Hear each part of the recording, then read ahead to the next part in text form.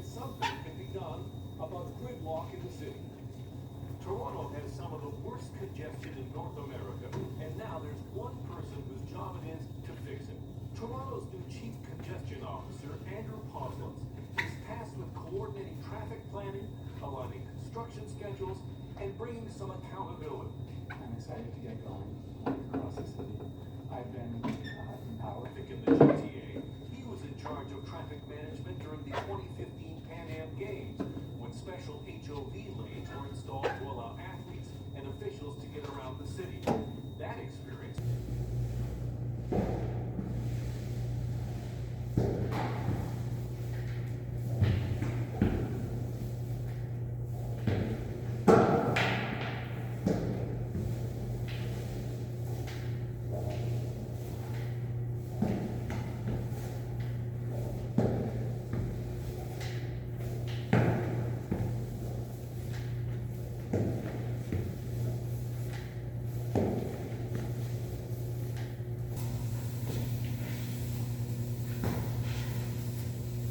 Anywhere you go, give it on. Anywhere you say, anywhere.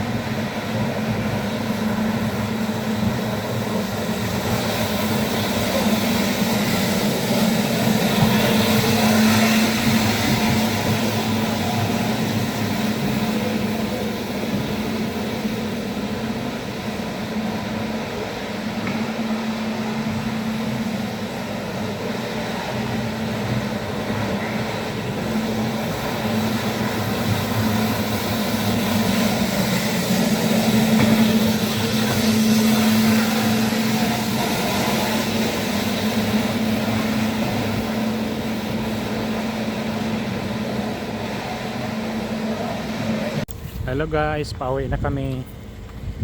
Katatapos lang mag part time. Ito yung building na tinatrabaho namin guys. Ayan.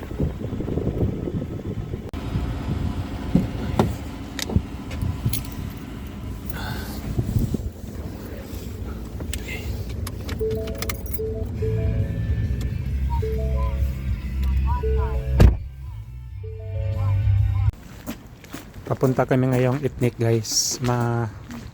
Mamalingki na naman kasi wala nang supply sa bahay. Ay, malamig na naman. Kahapon medyo warm. Medyo mahangin kasi ngayon kaya warm. Malamig.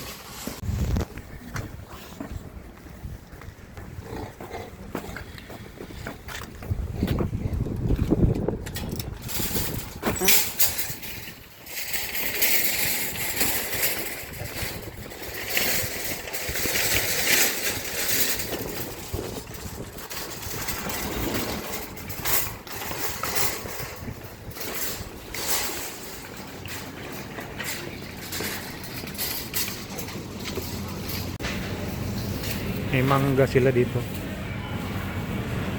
Galing ata tong buwan Dominican Republic.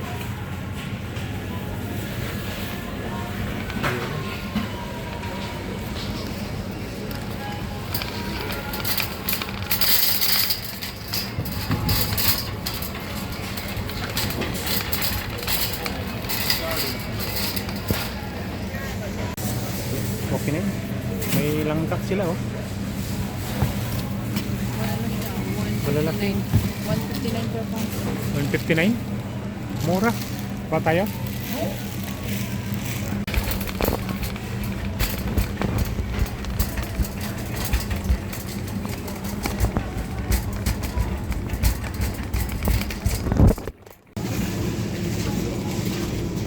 Mga longganisa. Bala kong magdinuguan.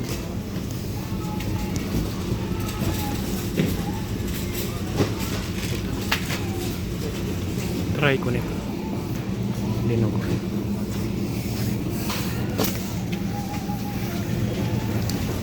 Mayroong pure foods dito. Kaso mahal, $9.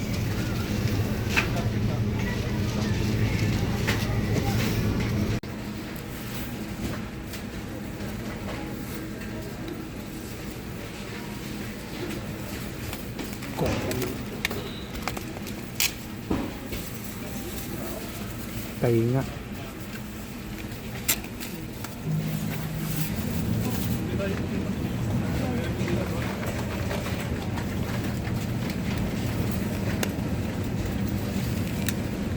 Pwede na.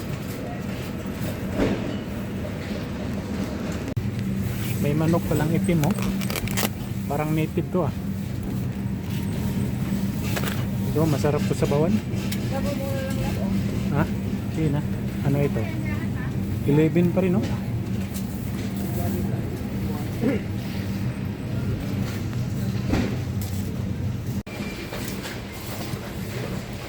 Yan ba yung pang one dito? Ito. Pang sisig. Yan, panghalo.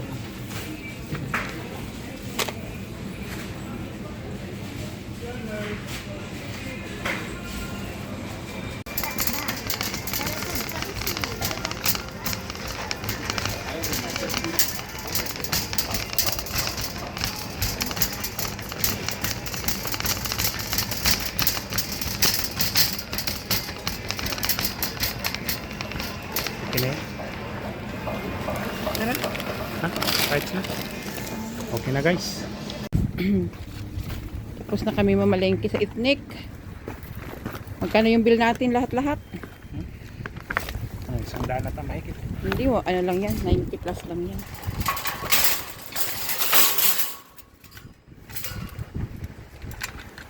Tipid kami sa ngayon kasi tawag dito, diet. 2026 diet. Shout out Rio. Diet.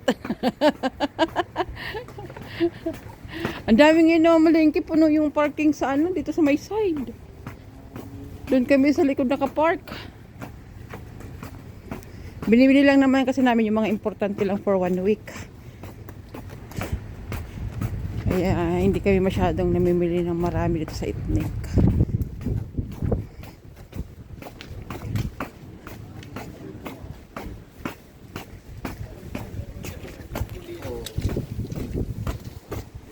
Dami sakyan.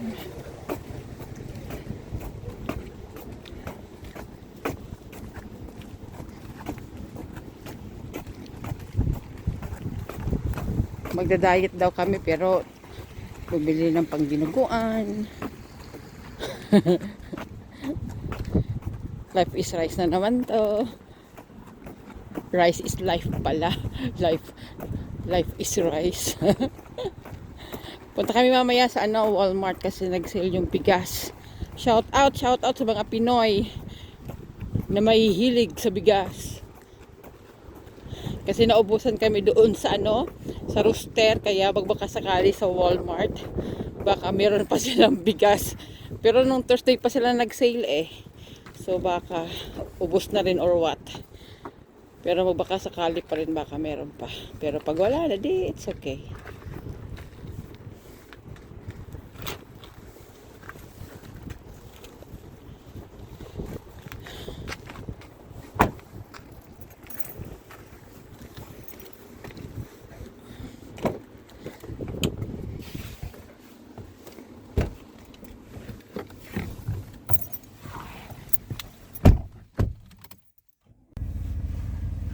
Copy guys. Medyo malamig.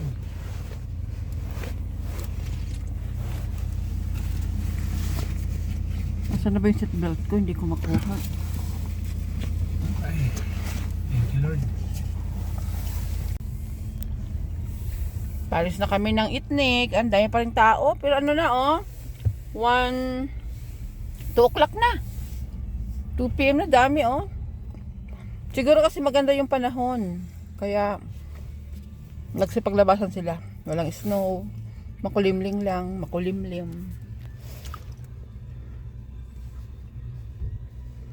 Sundan na natin to. Yeah. Go.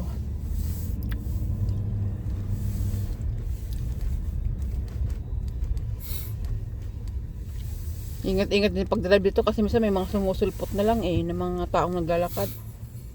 Pag hindi makita, na. Yung Itnik Chinese store sa Guelph. Nag-iisang Chinese store. Kaya dinadagsa ng tao.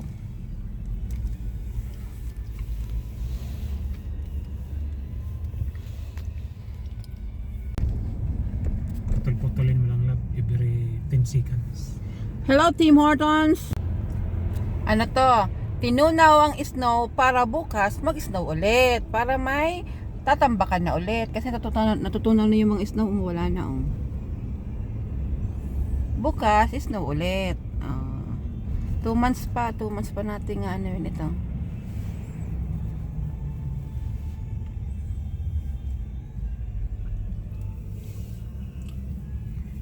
Pero para sa akin, mas okay pa to na ganito lang. Kasi ang hirap kaya mag-drive pag may snow.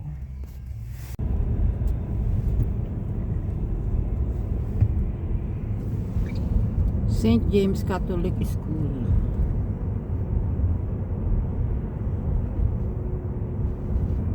St. Jaime.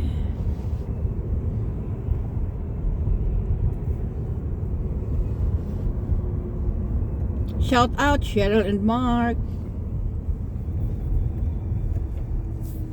Nanonood ba yun sila? Dito sila nakatira malapit dito.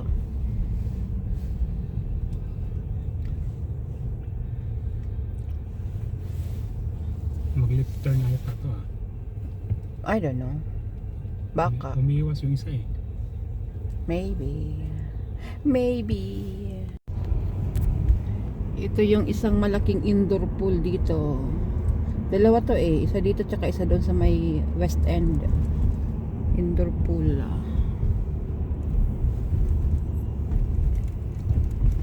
Progressive na rin ang Guelph. Hindi ka maboboard dito pag lumipat yung ibang mga ibang kababayan natin. Marami na rin ditong Pilipino. Gawa ng yung Linamar tsaka yung isa. Kaya marami na rin Pinoy dito.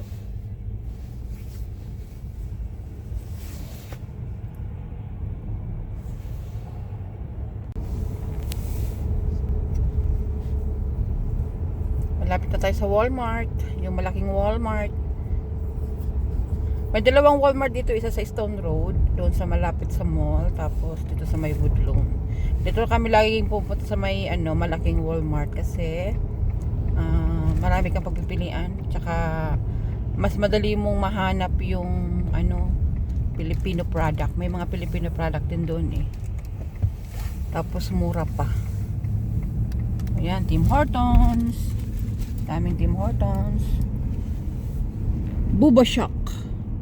Matry ko nga yung Booba Shock na yan. Sa summer. Sabi nila masarap daw Booba Shock. Init. Dinadagdagan na rin nilang ano dito eh. Kasi siguro maraming tao na. Ay maraming sasakyan. Yung traffic light dati wala ito eh. Dinadagdagan nila.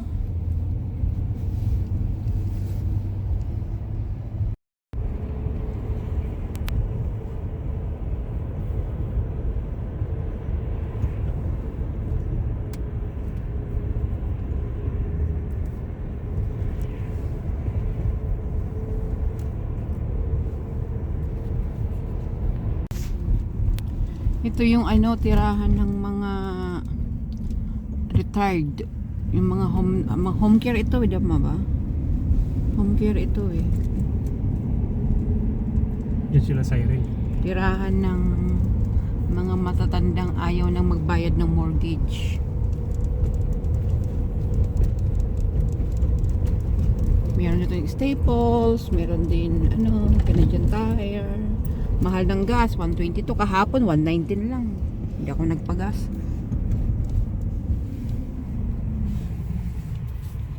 Lapit na tayo sa Walmart. See you there. Ito na guys, ang Walmart guys dito. Malaking Walmart. Doon sa pinanggalingan naming lugar, ano, daming Walmart doon. Dito dalawa lang.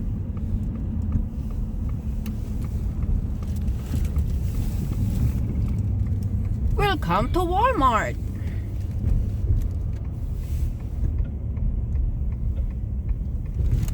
Ulo eh dito ano. Yeah, nagbibigayan naman dito eh. Kasi lahat naman may stop sign eh. Bigayan lang, o yan. After nito, ikaw. After nun, ikaw. After nun, truck, ikaw. O, ganun lang yan. O, sige, turn left. You gonna be tong, tong, tong, tong, tong. Saan ka lang pupunta? Diskarte lang. Ang dami sasakyan. Sus. Doon pa tayo nun eh. Nandun ang bigas nakapark. Naka doon ang bigas. Naka dalawa kasi ang entrance dito. Isa yan. Tsaka doon. Doon ang ano ng bigas. Doon. Doon ang naka. Tapos dito. Yun yung mga ano bang dito ba? Ito mga damit ata dito eh. Doon ka dapat. Doon dapat kami. Dito kami mag-ano. Dito. Daming tao guys pa Walmart kasi may sale na bigas ngayon. Magbaka sakali lang kami, baka may matira pa. Kasi pag ganitong oras talaga wala na yan.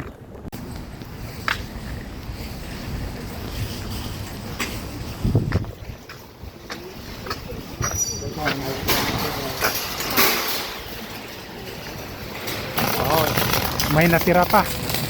Buti naman. May limit ba? Ilan? Anin? Alimit. Ano to? Oh, wala. Walang limit? Hindi dyan mo. 12.88 lang siya. 12.98 lang. Life is life. Anin? Ianimin mo na.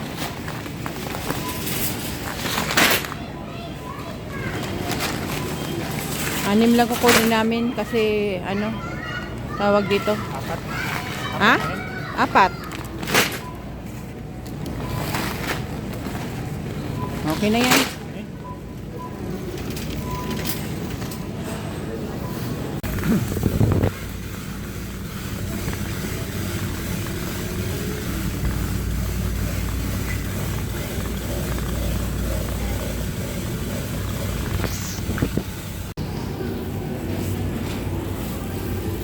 Ano, may bibilhin mo? Hello? Ay, yung juice labon, mura. Saan? 296 yung kay Tali na juice. Water na isa. Yung fruit punch. Yun na. Isa? Anong kulay? Judge, please, move PSN to fresh side for a plate check, please. PSN to self-check fresh side for plate check.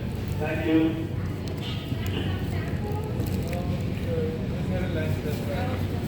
Thank you. Wanna try some samples? It's egg white, cheese pepper. Wala ka sa ano bibili sa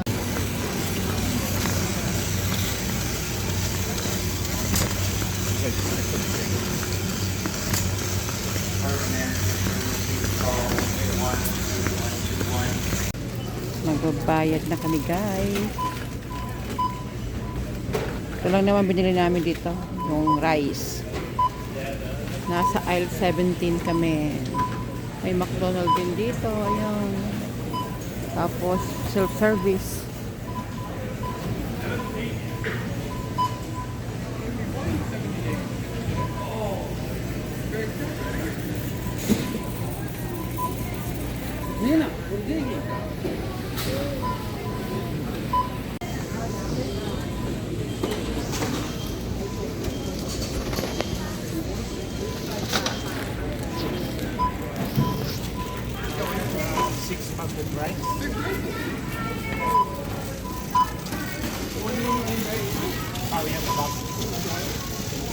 Oh, we put that bag open over and then back. And then you get 6 of them? 6, yeah.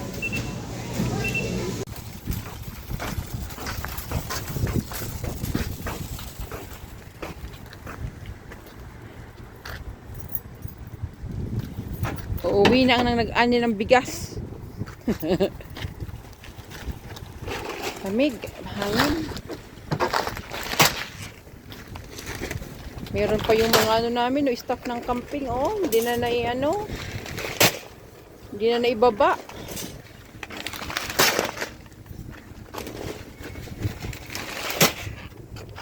Two, four, six.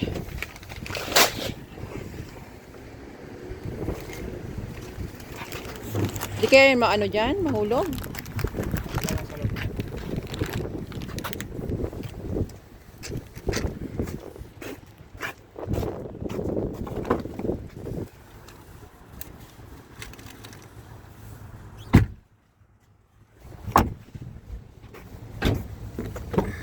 Bahala na siya magbalik ng ano, cart. Lalamig na ako, malamig.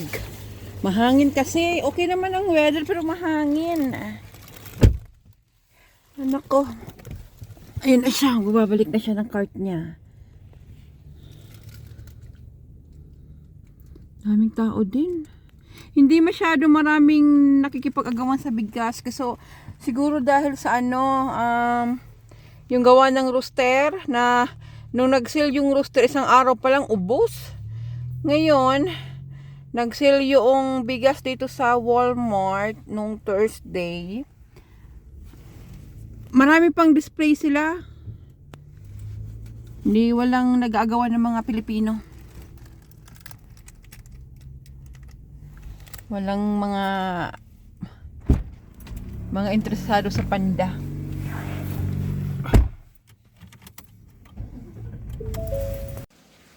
Hi guys, dito na pala kami sa bahay. Nagluto ko ngayon ng dinuguan at saka sisig. Yan guys. Itong sisig na to, ito yung version ko. Yan. Pwede ito siya pang ulam at saka pang pulutan. Tapos ito namang isa, yung dinuguan. Yan.